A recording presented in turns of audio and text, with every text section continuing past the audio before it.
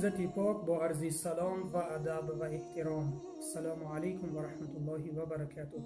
در نوار امروزه خواستم دو سوره را به شما بخوانم که آیت های اول این سوره ها با وعده عذاب سر می شود.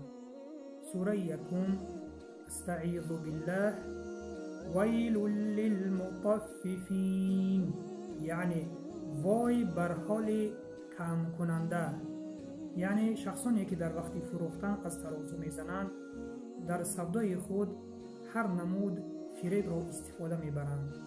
دوم: استعیذ بالله ویل لکل همزة لمزة، یعنی وای بر هر عیب کننده و غیبت کننده. سوره یکم درباره مال مردم و سوره دوم باشد درباره آبروی و ناموس مردم سخن می کند.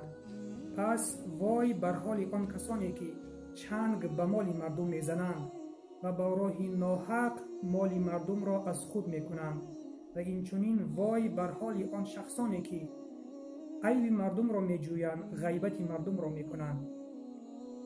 پس ای شخصانی که به این کار دست می زنید بدانید که شما هیچ کس را فریب نداده اید بجز خود را.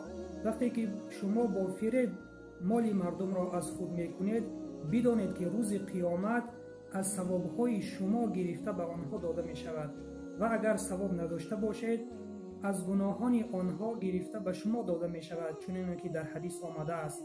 و این چنین وقتی که شما کسی را غیبت کرده اید، بدانید که روز قیامت از ثوابهای شما گرفته به آنها داده می شود، و اگر ثواب نداشته باشید بدانید که از گناهان آنها گرفته به شما داده می شود و آنها پاک می گردند.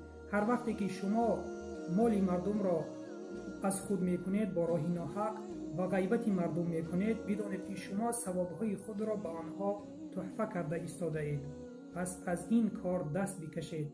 یکی از عالمان می گوید اگر من بر خود غیبت کردن را اجازت می دادم، به درستی که پدر و مادر خود را غیبت می کردم. وقتی که از او پرسیدم برای چی، او گفت وقتی که شخص یک کس را غیبت می کند ثوابهای خود را به شخص دیگر می دهد، و من می خواهم که ثوابهایم را به پدر و مادر خود بدهم. پس برادر و خواهر ایمانیم، از این دو گناه کبیره دست بکشیم. از غصب کردن مال مردم و از ریختن ناموس و آبروی مردم دست بکشیم تا رستگار گردیم. و سلام بر آن شخصانی که راه هدایت را پیش گرفتند.